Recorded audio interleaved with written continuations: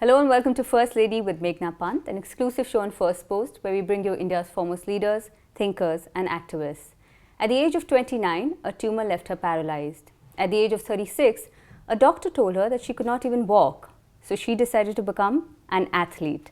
And what an athlete she's been, winning over 58 national medals, 18 international medals, 1 Arjuna Award, and now she's gone on to make history by becoming the first woman in India to have won a medal in the Paralympics.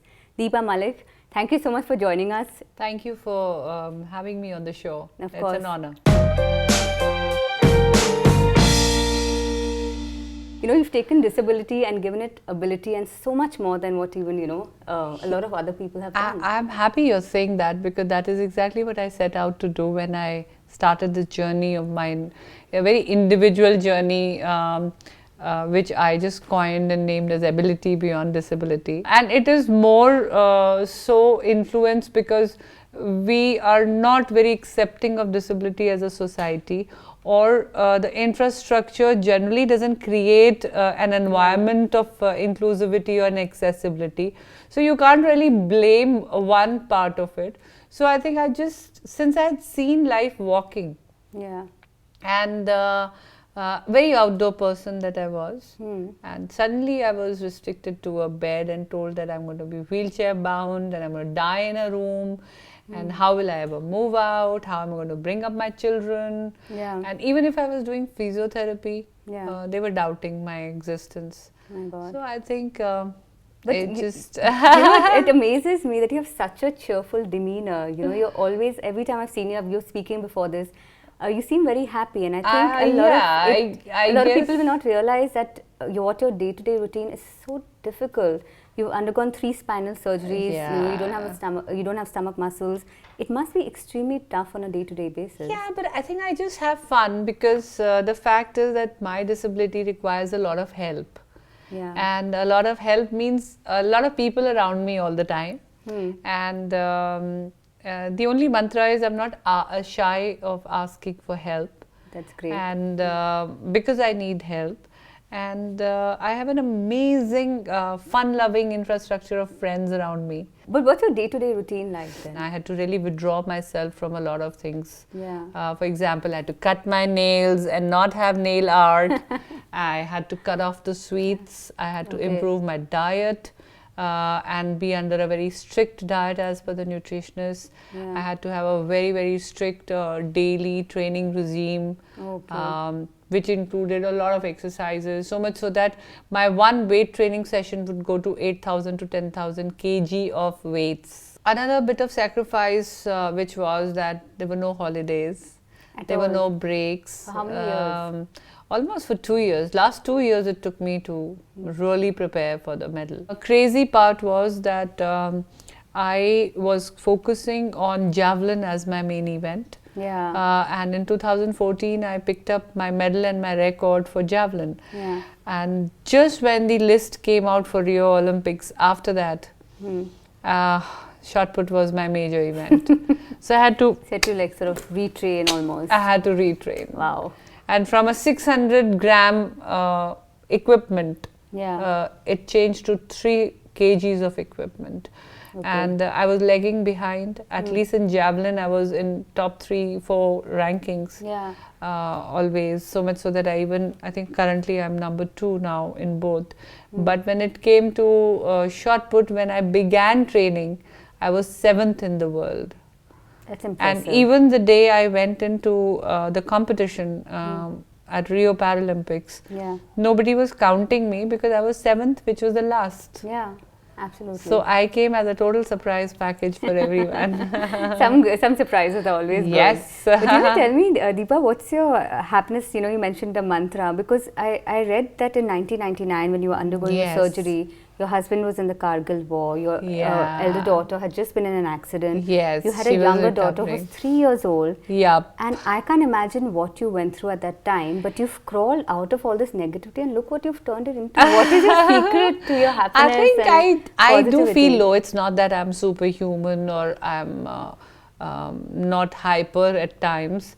I think the only thing I've done differently after becoming differently abled is that I do not allow myself to be low for a longer time. So what I do is, if something saddens me, I do accept that emotion, and then I move very quickly to evaluating that emotion, the whole thing or the reason why this is happening, and then I switch to the solution mode. Okay. You know, I mean, a lot is known about the Olympics and other sporting events. Yes. What do you think your win has meant for Paralympics? I think this Paralympics has been wonderful, and I think it had a lot of excitement around it. Of course, someone's loss became someone's gain. The country was starved for medals. I know what you mean. And we had a huge score of 119 go. Full credit, full marks to all those who have qualified and represented India. Very proud of them. But I think at the end of the day, country ko medal pasand hai. So, and it is because at the end of it, that what puts you on the tally. And every Indian looks up to their sports persons when they have first qualified, and then they want that, you know. But, you know, so before this, I mean, you know, you're talking about what happened post the medal, but pre the medal, I mean, world championships are extremely important to a country like ours. But they've also been huge sort of the apathetic treatment that was doled out to athletes, especially female athletes. Especially you being in the minority, were there any like really bad prejudices that you had to face as a para-athlete and as a woman? It is difficult to gain faith, definitely, because the society is, like I said, there's so much of taboo, and there's so much of, even if you take religious aspects, disability is a curse as far as religiously is concerned. And then disability needs a special handling. The challenges are different in each body. So you also need a very close association of a physiotherapist, of a doctor, who can explain to the coach. The coaches need sensitization, because they might give you a set of exercise which is actually beyond you. So the coaches need to understand the types of disabilities, and then handling a person with a little bit of physical challenge, because they, as it is, challenged with their own body, and they are pushing their limits. So they need that little bit of psychological handling. These are systemic changes, not only on a macro level, but also on a micro level. That's quite a battle. Sport itself is a challenge. It poses, it demands a lot. It takes a lot out of you.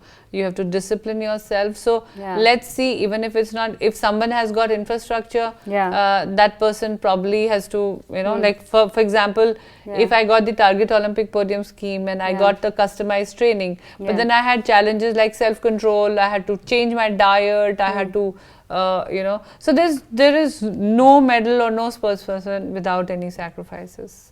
But another lesser known fact about you is that you're also an adrenaline junkie. So you're a swimmer, you're a car race rally driver, you're a biker. You, I believe, swam upstream in the Yamuna. You take your car out every Sunday. Oh yes. And you've driven across Ladakh and all of that. But I think what I say, I always tap my sources of happiness. So whenever there is a monotony in life, and then I really need to rejuvenate my soul, I fall back to my passions, and for me it is very important to be outdoors. I think I'll just narrate something very interesting. I was sitting next to Amitabh Bachchan ji just this evening, and I asked him, I said, sir, I have just won a medal, and I have now got the taste of cameras, shoots, interviews, people meeting you, people chasing you for a photograph. So how do you do this? Because just 10 days in India and I'm like so exhausted. For you it's like years and years. He's looked at me, he smiled and he said, fresh air. So I guess it's a love of the outdoors. So it's like being on the move, being out. I think that keeps you going. And again, on a serious note, all these adventure stuff that I do, or I have done in by way of these records that I have created, they have been aimed towards awareness. A lot of my friends who are working mothers have said that society often, like, you know, judges them or condemns them and calls them bad and neglectful mothers if they're not there all the time. I can relate to that. Oh, all the time. All the time. All the time. All the time. So because I was even accused of taking away my daughter from one place and from her comfort zone for my selfishness. Oh, because God. I moved from Ahmednagar to Delhi permanently because I was fighting the battle of a government job, policies, then trying to sustain my training through corporate lectures. So then I had to be in a metro city to do all that. So one by one I shifted my daughters to Delhi. And they said, look at her, this, instead of looking after children, she is actually looking after her interests. But if you now look at it, both my daughters are scholarship students. By coming to Delhi, I gave them wonderful opportunities of interning in very good corporates, of having practical experiences and more exposure. Even if they missed the school once in a while, in the bargain they were enriched by more exposure. So that's amazing. Yeah, so I think you get so best mother. Tell those mothers, don't listen to anybody, please.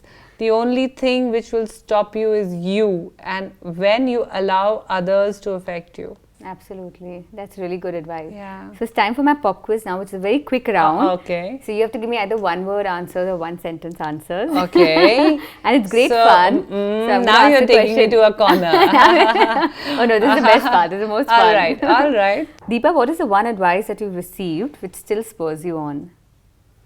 A person or a human being is custodian of your soul. So we have no business to make our soul unhappy because we are here to take care of it. That's beautiful. Yes. I'm actually going to practice that as well. Notion of India, one big blue. Looking back at 2016, shouldn't it be one big pink? Okay. Feminism. Totally. No, Hardcore feminist. yeah, but I think let's not tag it with a color. It's more a celebration of a feeling. Okay. And it's not about gender. It's not about so let's not confuse this blue with the boy blue or the girl pink. This is the Indian blue, which has always been a blue. Even I picked up my Olympic medal wearing a blue tracksuit. What do you think your greatest contribution to sports has been? I think the policies that I worked on. Now, Rio made icons out of all the women in the Olympics. Which one amongst these, which sportswoman do you admire the most?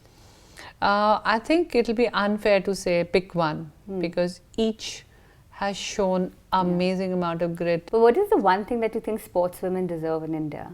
What they deserve in India is the tag of a sports person, and let's not harp about them being a woman. Do you think girls in sports are the best way towards women empowerment? That's absolutely true. Absolutely true. A woman who has gone out and played, I think, is ready to face the world anytime. They're better in handling situations because they have experienced wins and loses, and they've lost, and they have then again shown determination to come up. They have been a part of team spirit. The one immediate thing that the government has to change about sports in India? Infrastructure. Paraplegic rights in the country, how far do we have to go? We really have to go far in terms of awareness and sensitization. The next goal for you? Immediately in sports is definitely the upcoming World Championship in athletics. That is going to happen in July. And I will do all that I can do to change the color of silver into gold. And finally, Deepa, what is the one thing you want to most be remembered for? I think me being able to smile and face the adversity and turn it into my advantage. Absolutely. My positive attitude. Absolutely. And the smile. It's $1 million smile. Thank you, Deepa.